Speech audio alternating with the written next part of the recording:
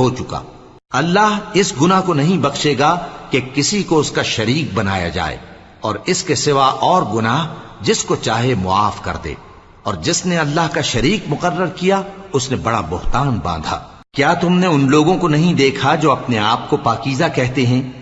نہیں، بلکہ اللہ ہی جس کو چاہتا ہے پاکیزہ کرتا ہے، اور ان پر دھاگے برابر بھی ظلم نہیں ہوگا۔ دیکھو یہ اللہ پر کیسا جھوٹ طوفان باندھتے ہیں، اور یہی کھلا گناہ کافی ہے۔ بھلا تم نے ان لوگوں کو نہیں دیکھا جن کو کتاب سے حصہ دیا گیا ہے کہ بتوں اور شیطان کو مانتے ہیں، اور کفار کے بارے میں کہتے ہیں کہ یہ لوگ مومنوں کی نسبت سیدھے رستے پر ہیں۔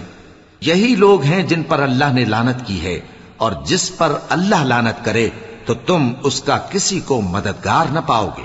کیا ان کے پاس بادشاہی کا کچھ حصہ ہے؟ اس صورت میں تو یہ لوگوں کو تل برابر بھی نہ دیں گے۔ یا جو اللہ نے لوگوں کو اپنے فضل سے